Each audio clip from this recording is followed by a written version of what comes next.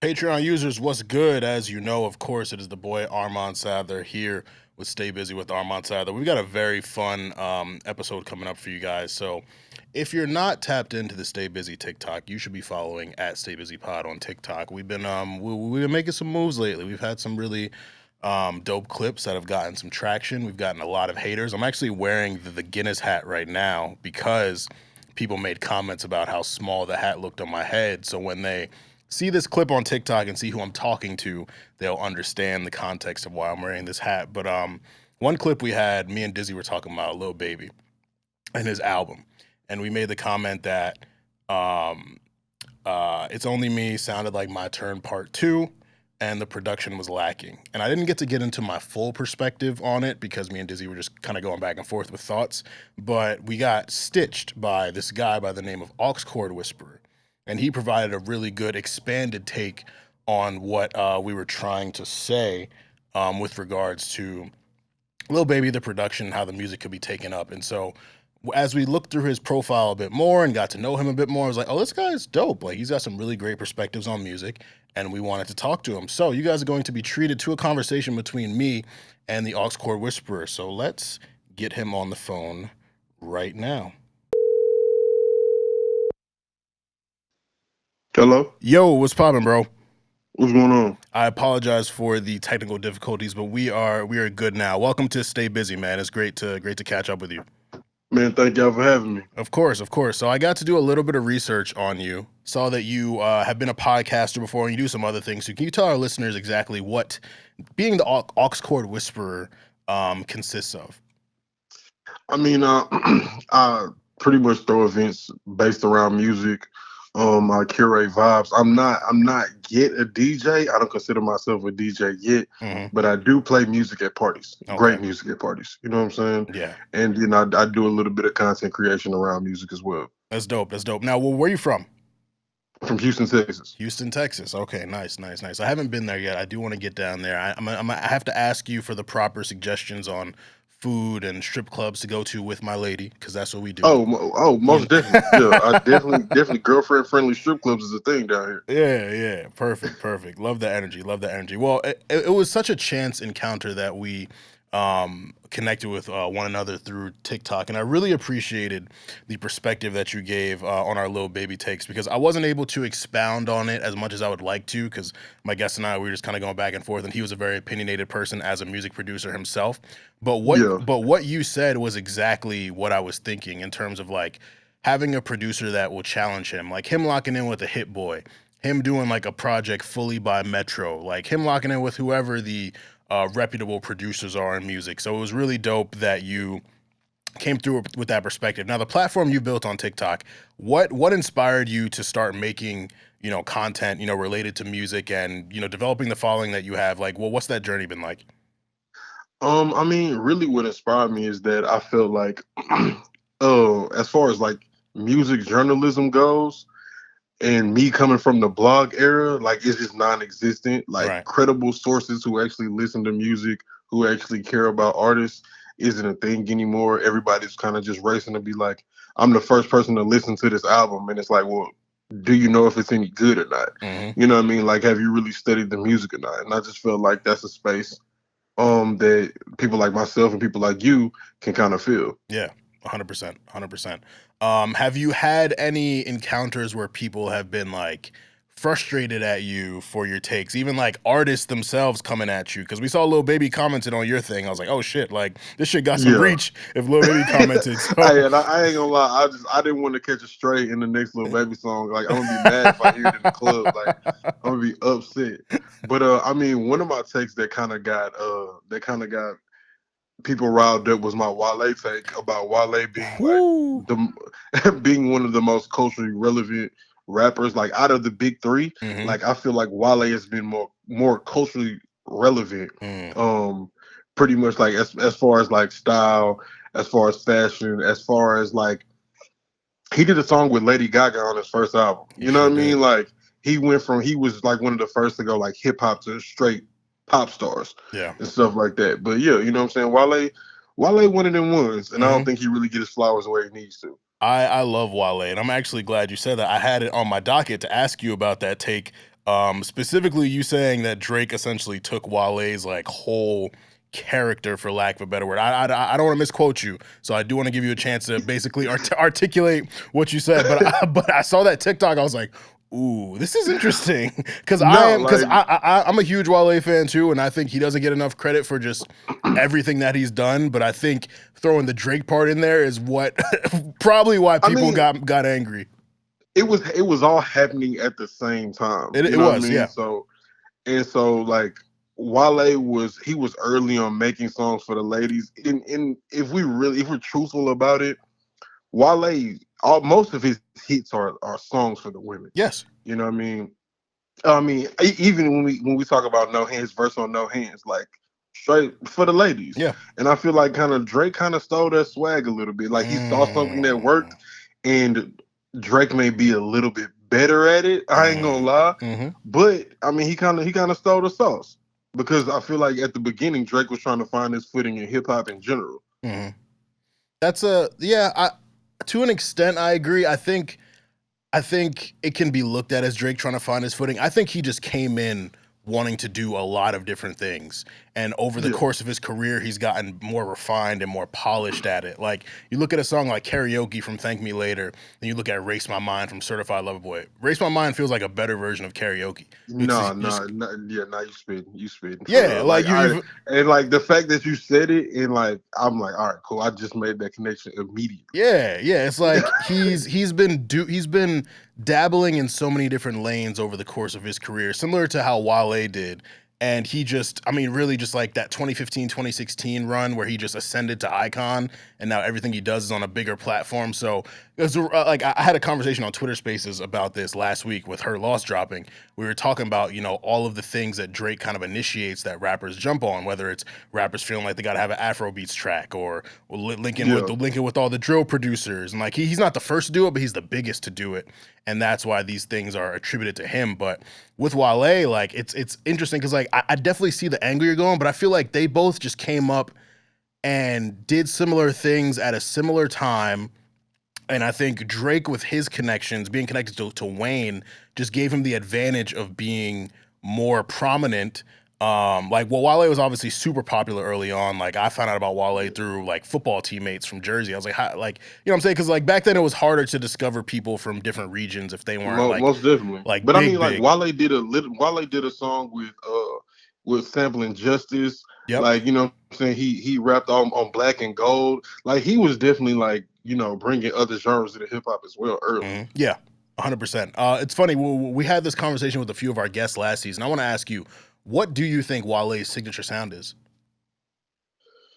Man, I don't think Wale has a signature sound, and I think that is his downfall. That's exactly what my co-host said. He was probably supposed to be number 3, but what happened was Cole found his footing around Forest Hills, and he never looked back.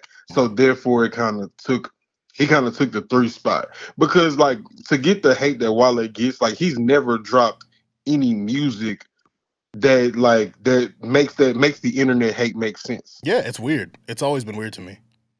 Because it's like, well, does he have a bad album? Like, Attention Deficit was amazing to me. I know it was like a flop, but I don't necessarily take numbers and industry stuff into consideration. When like judging music. Yeah, I agree. It's tough because I've defended Wale with people. Like, every time I listen to a new Wale project, I'm like, this nigga's elite. Why do people hate him so? It just seems so random. It just seems like people picked a random social media enemy to like send all their hate to, and it's like every year you have a Wale song that you're invested in, that you like.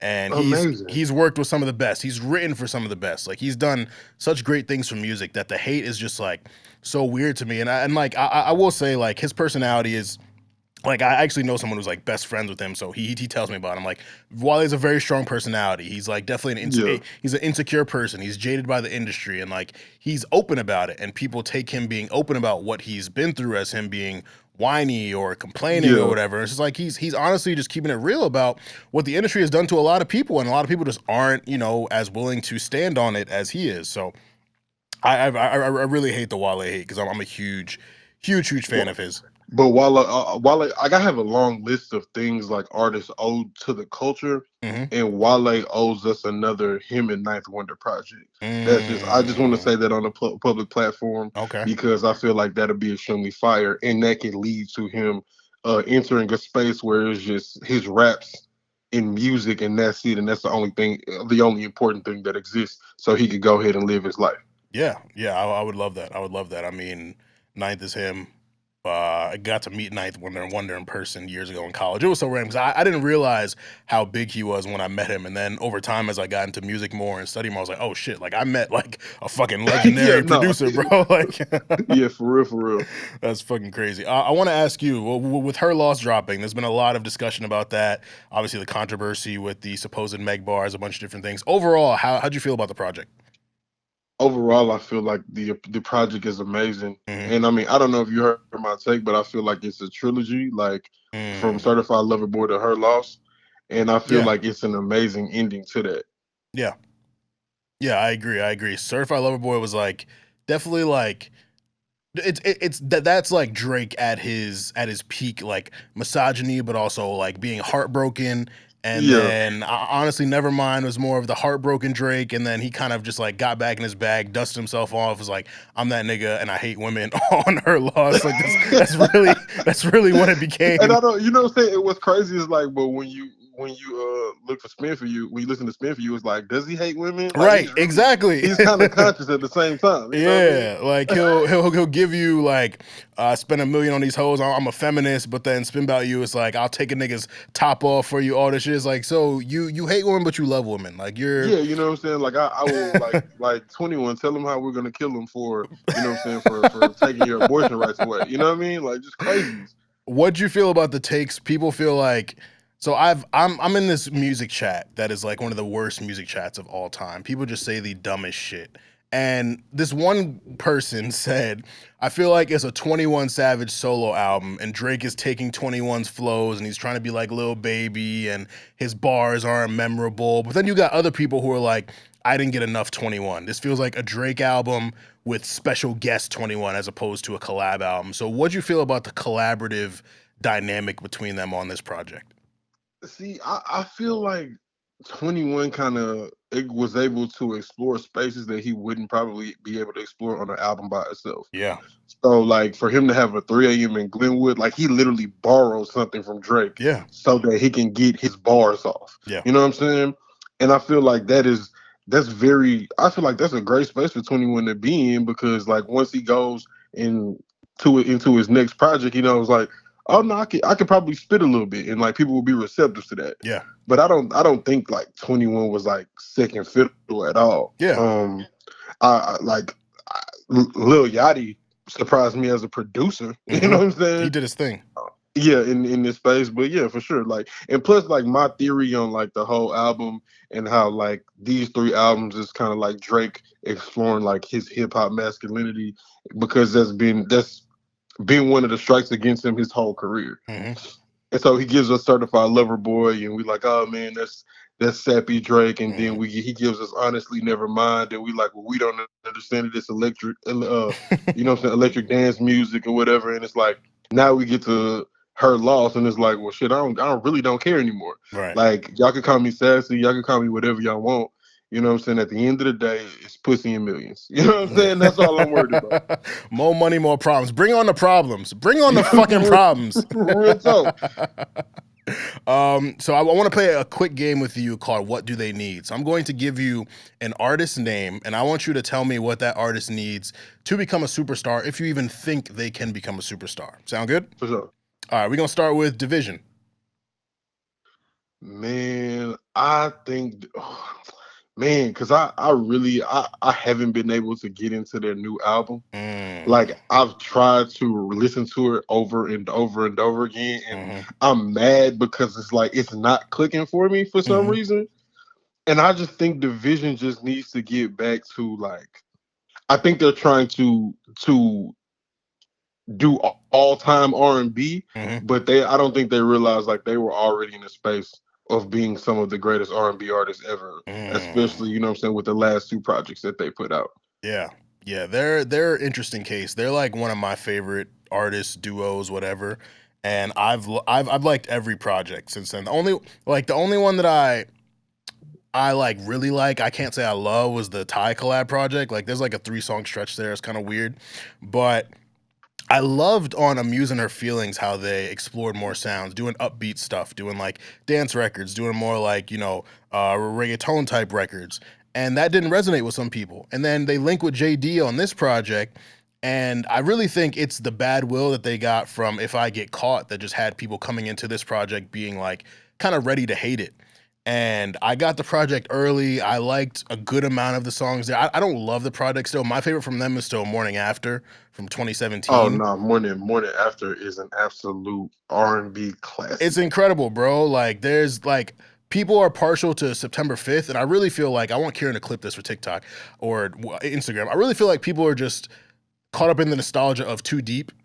That Oh that yeah. and that's why they put September 5th as their best. But like Morning After is a straight through overall really great project. And so I want people to really confront themselves and think about why they put September 5th at the top. Because I believe it's really just Too Deep. But Morning After they really clicked and Morning After is the best. Like that's one of the R&B albums of the decade. yeah, yeah. I mean, you got Body Smile, you got Conversations in a Diner, you got Don't Choose, you got Take time. yeah, Take Time, Think About Me, like you got Claim, You Do, The like title track Morning After was super dope. incredible. And it really showed the direction that they were gonna go on the next project. Like I love like Drake kind of threw out crumbs like that throughout his career. Like Division was progressively getting to the place that they got on Amusing Their Feelings. And I think on this project they retracted back a bit to trying to make, the R&B that the R&B community is so desperately looking for right now.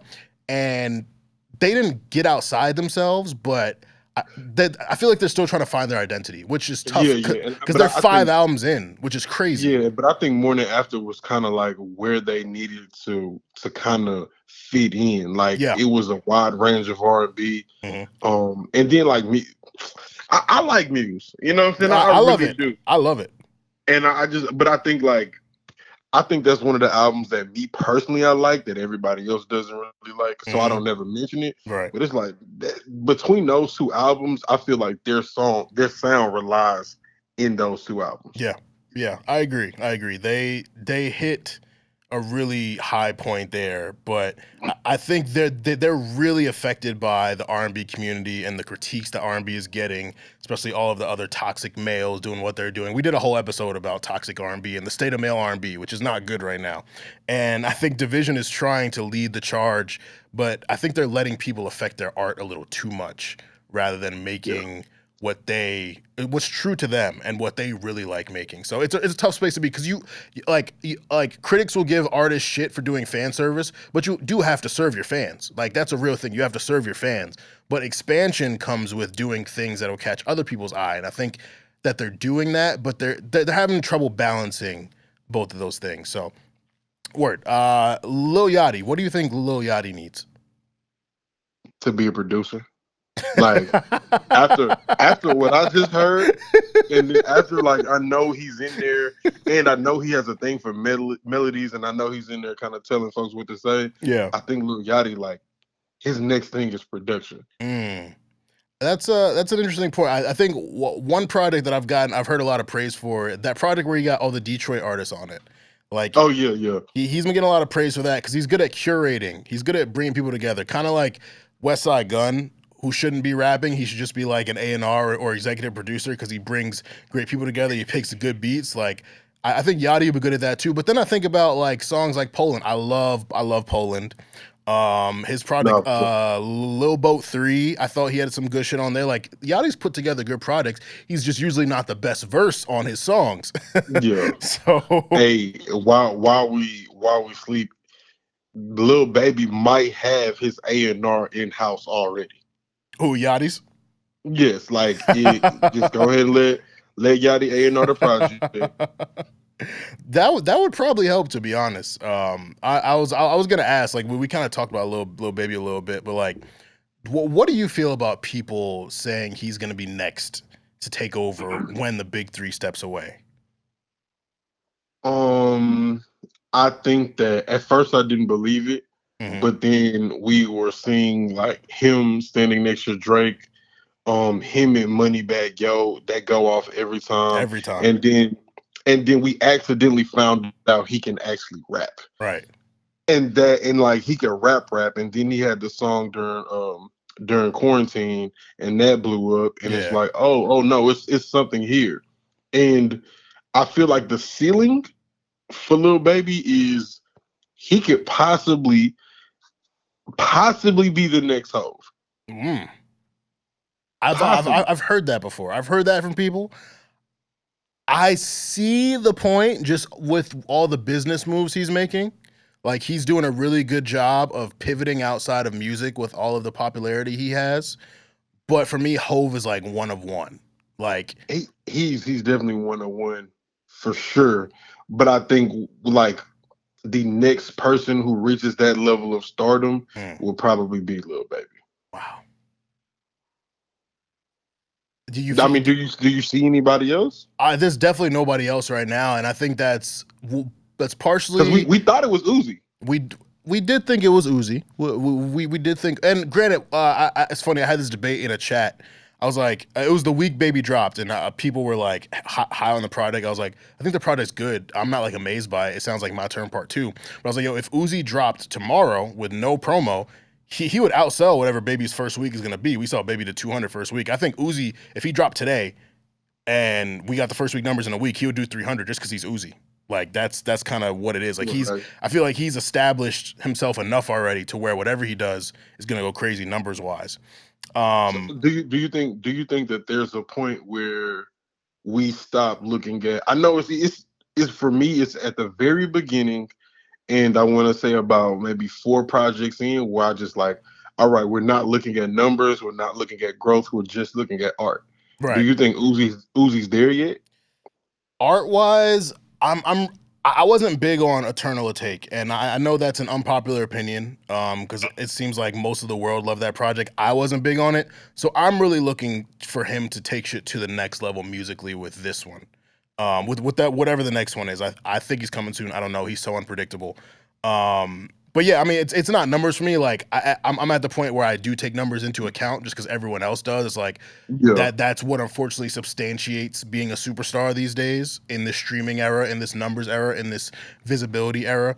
But I think just like conceptually looking at Baby as the next Hove is like that's a really that's tough. That's really Yeah, tough I mean because like it's tough, but I mean when you kind of think about Hov from like Reasonable Doubt to the Blueprint, right, the music was struggling. Like I know, volume 3, like yeah, you're from up north, right? Jersey. Yep. So like y'all feel a different way about like volume 3 than we feel about volume 3 down here.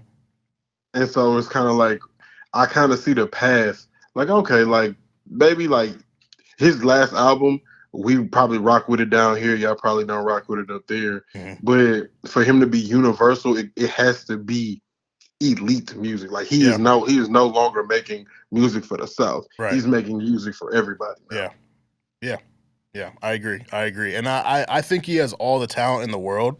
I think he has all the potential to reach it. That's why I was pushing back so hard on people who were debating me like, yo, like I was telling them, I was like, yo, I didn't learn anything new about Baby on this project. Like No. I felt like it was copy and paste. And if you want to talk about him as one of the people to take over for the big three, I need more than what I've been being given. And people are like, yo, he just makes good music to vibe out to. That's it. I'm like, that's not it if you're gonna be a superstar. But like no superstar is just giving vibes. Like even Travis Scott's music you could consider vibe music, but it's very layered. Like there's just like so many different elements to it. He's an outlier in music. So like I don't even know if Baby could reach Travis Scott level by just staying the way he is. Like he's almost one dimensional to a point. He's got stuff like Close Friends, the song with Jeremiah on the last project where he gets into a kind of melodic, vulnerable bag. But like for the most part, he's kind of one dimensional. He's very good at that one dimension. Yeah. But I don't know if he can become a Drake, a Cole, or a Kendrick Let doing let this me let me forever. ask you this. Let me ask you this. Okay, because I've had this conversation as well. I've had it actually with artists like down here in Houston. Yeah. Do you think that the way that media covers everything else but music means that the consumers don't care as much as about the music, so therefore the artists don't even try that hard. I feel like regardless of what the media does, consumers don't really care about music that much anyways. I think the access to artists through their social media, like I debate in 2020, Future dropped High Off Life. It wasn't a good album. There are very few No. people I talk to that say it's a good album, but they wouldn't admit it because they've come to love Future so much for who he's become as a persona, the toxic king, all that shit. So they don't ever want to speak ill on him. And I think fans have developed these parasocial relationships with artists where we just love who they are, and them just releasing anything will get us excited. Like I know so many Drake stans who are like just ridiculous. Like if like me, like I consider myself a Drake stan too, but I'll tell you when I don't like a song. And if you Yeah. tell a certain level of Drake stan, like a level 5 Drake stan, that you don't like something, that they act like you're committing a heinous crime. And I'm like, bro, he's not perfect. Like he's an amazing artist. He rarely misses, but he's not perfect. Yeah, not at all. Like to me, I Never Liked You was a comeback album for Future. It was, and it was great. That Like, shit was great. That's one of my like it favorite was albums like this year. he kind of let us down. Like even on the Pluto, baby Pluto, Yeah. Yeah, you know, down here that's blasphemy. But you know, like, still, you know what I mean? Like I Never Liked You was a comeback album for Future. a fantastic album at that. So And it's like this is the Future that we've been expecting. Like he has one of the greatest pens. He has one of the greatest love songs ever, which would be My Collection. You know what I'm saying? Yeah. Absolutely, absolutely. So, I mean, yeah, to answer your question, like I definitely think the media plays a part, but I just think fans in general just don't care enough either. Like no one's really listening to full albums anymore. Yeah. People are getting you Go ahead. you want to know the album that kind of like made me think like, oh, okay, people are not listening to music. Cleo Soul Mother. Okay. Have you heard that album? I have not yet, but I will tap in. That is an amazing album Okay. from front to back. And I was like, oh no, this is gonna blow up. Cleo Soul, she's out of here. And then it was just crickets. And I was like, but this was kind of released like during towards the end of like COVID quarantine, whatever. Like it was released. I'm like, people are still at home. They can listen to this. Yeah. And I'm just like, it's just something different. It's the things around music Yeah. that people care about and not the actual music anymore. Yeah. Joe Budden said something a couple years ago on his podcast that I thought was brilliant. He said music is just the commercial for these artists to advertise other things that they're doing. And it makes so much sense. Like all these brand deals, gaming, and everyone's got a liquor now and a clothing brand, like all this stuff. Like they're really just using music as the avenue to take to get to a certain road that they really want to get to. So like I'm not surprised that like Lil Baby sounded a little bored on It's Only Me, or he didn't sound as passionate as My Turn, because like he's been experiencing so much success, and like you know, to the people who have really become fans, he can't do any wrong. He's appearing on a song every fucking week. Like he's feeding you as a fan. So of course, like of course you're gonna be, especially if the verses aren't bad, so you're gonna be happy as a fan. But it's having that ability to kind of be like, all right, this is good, but I know you can do better. And that's what I've been saying to people and getting pushback on. I'm just like, if I'm wrong for seeing the talent in someone and expecting more for them or wanting more from them, then I guess I'll just take being wrong there, and I'm just a different. But it's also no, like, who is he competing with? Like That who too. is his contemporaries? That too. There are none. Like so it's like we can talk about, and there are a lot of things that go around, you know what I'm saying, Drake. There are a lot of things that happen around Cole and Kendrick. They always put music first though. Yeah. Yep. And so like to hear like, oh, like music is a commercial, it kind of makes me sad, because at the same time, like I'm in events, I play music, like I'm a DJ, like I watch music move people, and people still have emotional reactions towards music. Like there's a place for it, but people have to just start caring about it again. Yeah, I agree. It's sad because I love music too. Like I try to avoid the social media debates with people, because some people like a nigga tried to debate me on hip hop and loving it on like a Saturday night. I was like, nigga, leave me alone, bro. I'm not debating you on a Saturday night about this. But like I do love this shit. And it's become so commercialized. It's so affected by capitalism. It's so like all like the money is just the biggest thing now, and the visibility on social media. Like everything is algorithmic. Like the love of the art, the true like connection to the art is lacking, and that sucks. Like I've been thinking about my top 10 list for this year, and I've got like 10 solid picks. I got a couple honorable mentions. I'm like, damn, like I only really liked this many albums this year. Like, Yeah, especially no. from artists who would deliver quality. And it's just like, what happened to you? Like, Are what's you like are you like blog era? Like yeah? Oh yeah, bro. I was deep in it, deep in it. Like, so like were you like college during the blog era? I was in high school. I was in high High school, school. So but I like was I was in like high school going into college during blog era. okay. So blog era, when like people, I feel like we're in outer space right now because we used Yeah. to wake up and open like 5 tabs Mm-hmm. of the 5 dopest blogs Yep. and just download music for at least the first 2 hours of our day. Yeah, man. Yeah. And I think that now, like, instead of like downloading music, you're seeing, you know what I'm saying, the rapper with the girl on the shade room. You know what I'm saying? Mm-hmm. You're seeing TMZ. Yeah. You're seeing all of this other stuff. And it's like it's not about music. Yeah. Yeah, and it sucks too because like a lot of people are realizing how accessible how accessible the money is within music. So a lot of artists are doing music really just to hit a lick and make money, and so some of them end up being really good. Like shit, Lil Baby started rapping what 6 years ago, and he's nice as fuck. Like some of them end up being really good, but it's like that lack of the love of the art is missing, and you can tell as a true music lover, music listener, growing up in the 2000s, the 2000s R&B and the 2000s rap, like just like being alive in these golden eras and then seeing what it's become now and Yeah. how minimal the talent is, but how many people are out here not being talented. It's like, what the fuck has happened to us? Like what the fuck is going like, on? so now everybody talks about, man, it's easy to make music. Like people can make music in Yeah, their bro. bedroom. And I'm like, yeah, that's true. But once again, in blog era, people were making amazing music in their bedroom. Mm-hmm. Like there was still a standard. Yeah. Yeah. And like that. And to be completely honest, blog era music, all of that music during that time kind of just up and disappeared somewhere. Mm. Yeah, it's Like sad. it's not on streaming platforms. I mean, I got a couple hard drives over here, but like as far as like it, and you know, I've actually, you know what I'm saying, dropped like when I think on Twitter one time, Nostalgia Ultra, like everybody was talking about it and nobody could find it. Mhm. I dropped the Dropbox link on my Twitter, like here, like y'all go download it. You the plug. That's what's up. That's what's up. Like- We need more people like you. like for real, because Nostalgia Ultra, like come Incredible. on Like that. Come on. I gotta run that straight through like once a month. Like it is. It just feels so different. It just feels so like even from Frank's projects, like Nostalgia Ultra to Blonde, like it's so different. But putting myself where I was when I was listening to Nostalgia Ultra, Strawberry Kisses, Songs for Women, like oh my god, Oh man. what an amazing project.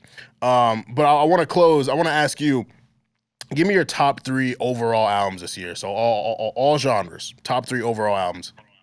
All genres. Let me see. Let me see. Of course, I want to say I Never Liked You. Okay, me too. That's up there for me. I Never Liked You. Let me figure out what came out. Because I've been heavy on R&B. It's been a good year for R&B. It's just been a great year for R&B. Let's see. I ain't gonna lie to you. I haven't really been jamming a lot of new stuff. Okay. Like it's just been like bits and pieces. Right. That Drum Shelly project that came, that FKA. Okay. Let me see. Yeah, I know Drum just dropped today. I don't want to date this. He dropped Friday, November 11th. He dropped a new project today. I haven't gotten to it yet. But did he drop something else this year? He dropped earlier this year? Well, he dropped. Well, no, he dropped. I think that project was like last year, but I've been jamming that. Gotcha. Oh, that R Lennox for sure. R Lennox, Age, Sex, Location, good project, really good project. Actually, good project that nobody listened to either was the John Legend project. Okay. I've heard a little bit of it. I haven't listened in full. Also, Breezy. Bro, Breezy was good as hell, yo. Breezy was that's the best product he's put out since like probably what was his 2015 was, and was that Royalty? I think it was called Royalty 2015. And I think like I know it's a lot of songs, but It is. I think he went 75% on that thing. He absolutely did. He absolutely did. He 100% did. Like I when you drop that many songs, I feel like if you do 55% of dopeness, That's I'm good. like, all right, cool, it's a good project. Yeah. But I think he did like 75%. Bro, I was listening to it. It came out my birthday weekend, so I was listening to it on my Uber bag. I was a little drunk from brunch, and the songs kept playing because I was like, I'm a Chris Brown fan. I've been listening my whole life, so he's a legacy act. I'm kind of just like, I know like Chris Brown, I'm gonna either love it or I'm gonna just not listen to it anymore. I was listening to this album. I was like, yo, songs keep playing and these shits like keep being heat. Like fucking Yeah. Psychic with Jack Harlow, Sex Memories, Ella May, the shit with ESTG, Possessive with Blue and Lil Wayne, Luckiest Man. Like he's got some shit on Breezy. Like that's gonna end up on my year-end list. I don't know if it'll be top 10, but it's gonna be near the top of my honorable mentions for sure. That's a really great project. And like I don't know if everybody's familiar with J-Mo by Jameson Ross. Okay, I'm not. I'll have to tap in. Yeah, like that was a good album too. Okay, that was a good album. I really ain't been into hip hop honestly, because like I'm like I said, I'm an event side DJ. Yeah. So it's kind of like hip hop is like I could really play the same 40 songs. Right. Yeah. Yeah. You know what I mean? Like, and I know people gonna hate me for that, but like hip hop is kind of in a dead spot. It is. It is just like and I always try to sneak in like some Griselda, and people look at me crazy, and I'm like, man, what do you? Yeah, I'm sure that doesn't play well in the South. You know what I'm saying? Like, and it might. Well, you know who actually does great down here? Mm-hmm. Stove God Cooks. Stove God Cooks. Okay. Like, I don't know what it is. I'm like, you know, and I've heard people like, oh, I mean, who is that? Like, you know, so that person's dope. Like, they actually thinks he's from down here. Yeah. And I'm like, no, you can't think that. But for sure, like that is like every time I play anything from Stove God, it jams. Okay. Word. Well, I'll tap into the Jameson Ross and Cleo Soul Mother. I need to tap into. Well, brother, thank you so much for your time, man. We're gonna have to call you in again soon because you're the type of person I like talking music with. I don't like talking music with a lot of people, but you actually know what you're talking about and you articulate yourself well. So we're definitely gonna have to call you again soon. Man, appreciate y'all for having me. Yes, sir. Keep doing your thing on TikTok. We gonna stay locked in. You might end up getting stitched by me one day, so just stay ready for that. All right, then that's a bet. All right, man. Have a good night. All right, you too. Peace. Well, that was our new friend. Social media just connects you with so many great people. That's our new friend from TikTok, Aux Chord Whisperer. You can follow him on IG at aux.chord.whisper. Follow him on TikTok at Aux Chord Whisperer. And I really want to hear your thoughts on his Wale, Drake takes, your perspectives on our Lil Baby conversation, and Division as well. We ended up having a longer conversation about Division than I expected, and I really think at this point in their career, they're really having a weird identity crisis, which is tough because they kind of nailed something already. So that's just the game. But yeah, that is one of our Patreon episodes for y'all. So of course, make sure that you stay safe, stay humble, and stay busy. Baby girl, how you feeling? I've been out in the world, staying busy, taking time, getting right if you miss me. I've been out in the world, staying busy. Mondays 9 a.m. Party with the gang. Every week, tell a friend. Busy over everything. Busy boys, out of call now. Ain't you heard? Got the vibes. They put you on. Got the slides. I'm the SARS. Running dog.